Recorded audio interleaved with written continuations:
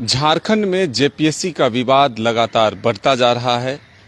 अगर हम शुरुआत से ही बात करें तो पहली जेपीएससी से लेकर अब 10वीं जेपीएससी तक विवादों के साए में है। लेकिन आज जो महत्वपूर्ण है वो है 6 जेपीएससी को लेकर के सुप्रीम कोर्ट में सुनवाई हुई। क्या कुछ आज सुनवाई के दौरान कोर्ट में पक्ष रखा गया। कुछ अभ्यर्थी हैं, राजकुमार जी हमारे साथ, अनिल पन्ना जी हैं, इनसे ही जानते हैं। अनिल जी, आज किस उम्मीद से, राजकुमार जी आज किस उम्मीद से आप लोग कोर्ट को सुन रहे थे और क्या कुछ हुआ? ये सबसे पहले ये बताना चाहूँगा कि ये सटी जेपीएससी का मामला बहुत पुराना मामला है और इसकी सुनवाई माननीय हाई कोर्ट में पूरी हो चुकी है। मामला सुप्रीम कोर्ट तक पहुंच गया है। आज ये सुनवाई थी उस सिसरतिग्गा प्रार्थी और अन्य प्रार्थी भी थे, उनका लेकर ये आज सुनवाई हो रही थी। तो इस पे दोनों पक्षों को सुनने के बाद माननीय सुप्रीम कोर्ट ने आज 27 तारीख का डेट मुकर्रर किया है नेक्स्ट सुनवाई के लिए। अनिल जी, काफ़ी लंबा समय बीता, सुप्रीम कोर्ट तक मामला चला गया। क्या लगता है कि छात्रों के हित में फैसला होगा? आप लोग क्या चाहते हैं? जी बिल्कुल, देखिए लंबा संघर्ष रहा है और हम लोग बार बार बोले हैं और सत्य लंबा रहता है। सत्य का देखिए, लड़ने में सत्य कभी हारता नहीं है, सत्य की जीत होती है और संघर्ष लगातार 4-5 साल से हुआ है। और हम लोग ने माननीय उच्च न्यायालय के सिंगल बेंच में और डबल बेंच में निर्णय हम लोग के फेवर में आया, लेकिन हम लोग पूरी तरह से प्रक्रिया को रद्द करने के में थे, क्योंकि पूरा प्रक्रिया ही गलत है। क्योंकि आप देखिएगा जी, 2015 से जो विज्ञापन आया, 16 में पीटी हुआ, 17 में रिजल्ट आया, इसके बाद से गड़बड़िया था मेंस के बाद से। और इसके बाद अंतिम परिणाम आने के बाद 2 अलग इशू पे कोर्ट में केस हुआ था। इसको लेके ही जजमेंट था और इसको लेके ही मामला सुप्रीम कोर्ट पहुंचा है। और हम लोग चाहेंगे कि सुप्रीम कोर्ट से माननीय सुप्रीम कोर्ट से हम लोग का निर्णय हम लोग का पक्ष में आएगा और पूरा प्रक्रिया रद्द होगी।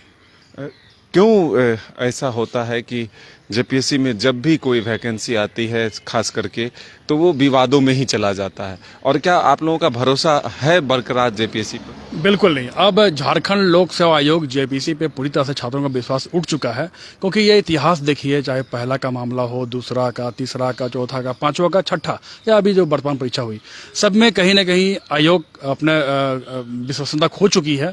और लगातार हम लोग आयोग को भी छठी जेपीएससी मामला में 2015-16 से ही अवगत कराते रहे, गड़बड़ियाँ हुई है, सारे मामले को हम लोग इसको बताते चले गए। गलतियां को ठीक करने के बजाय और उलझता चला गया। और देखिए, अंतिम परिणाम आने के बाद रिजल्ट आया, फिर नया रिजल्ट निकालने का बात हुआ, तो ये तकनीकी अड़चनें बढ़ती चली गई। अभी जो देखिए मामला सुप्रीम कोर्ट पहुंचा है, कहीं ना कहीं ये मामला इतना पेचीदा हो गया है और जेपीएससी और सरकार कहीं ना कहीं इसमें फंसता हुआ नजर आ रहा है। तो हम लोग उम्मीद करेंगे इस प्रक्रिया को रद्द करने के अलावा कोई चारा नहीं। इसमें सरकार को जो एक जवाब तलब किया गया है कोर्ट के द्वारा कि जो 60 अभ्यर्थी हैं जो बाहर हुए हैं, उनके लिए वैकल्पिक व्यवस्था क्या है सरकारी नौकरी की, उसके लिए उसको लेकर के क्या? देखिए, ये लड़ाई किसी व्यक्ति विशेष पे नहीं है, एक सिस्टम का लड़ाई था। बहुत लोग बोलते भी है कि जो पास कर गया उनका क्या कसूर। मैं बोलना चाहता हूँ किसी कसूर नहीं है, लेकिन ये जेपीएससी और जो सिस्टम जैसा बना हुआ है, इस लड़ाई में इतना में सब लोग, सारे अभ्यर्थी उलझ गए।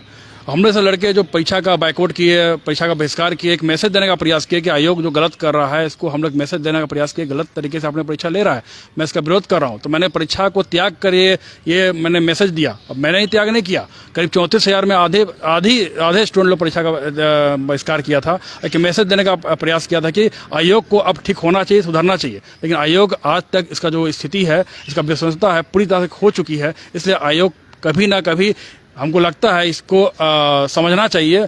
और सरकार को भी, और आने वाले समय जो दोषी अधिकारियों हैं, माननीय उच्च न्यायालय ने भी कहा था कि जो दोषी अधिकारी है उन पर कार्रवाई होनी चाहिए। अब समय आ गया, ऐसे चिन्हित करना चाहिए ऐसे दोषी अधिकारियों को, क्योंकि छात्रों का भविष्य लंबा समय से बर्बाद हुआ है, लाखों छात्र इसमें उलझे हुए हैं। तो कहीं ना कहीं ऐसे दोषी अधिकारी जो जेपीएससी ने काम करते हैं, जो अध्यक्ष हैं, सचिव हैं, परीक्षा नियंत्रक है, उन पर गाज गिरनी चाहिए। अनिल जी, एक महत्वपूर्ण सवाल है कि छात्र पढ़ाई छोड़ करके सुप्रीम कोर्ट तक इस केस को, लड़ाई को लड़ना कितना मुश्किल होता है। उतने फीस जो अधिवक्ता होते हैं उनको देना कहाँ से हो पाता है और किस तरह से आप लोग?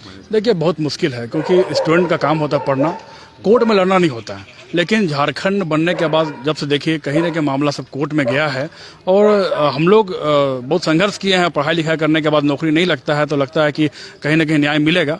तो हम लोग न्यायपालिका के शरण में आए हैं और कहीं ना कहीं बहुत मुश्किल है पैसा जमा करके लड़ना, चंदा करना, क्योंकि कहीं ना कहीं आपका जो खर्च है पढ़ाई लिखाई में होना चाहिए, कहीं ना कहीं हम लोग कोर्ट फी के रूप में देते हैं, आपसी तालमेल से पैसा जमा करते हैं, तो बहुत मुश्किल है। लेकिन जीत तो लड़ाई तो लड़ना है, चाहे संघर्ष लंबा हो, लेकिन हम लोग हार नहीं मानेंगे और इस मामले को सुप्रीम कोर्ट में ले ही गए हैं और आने वाले समय में यह निर्णय हम लोग का पक्ष में आएगा, एक ऐतिहासिक जीत होगी।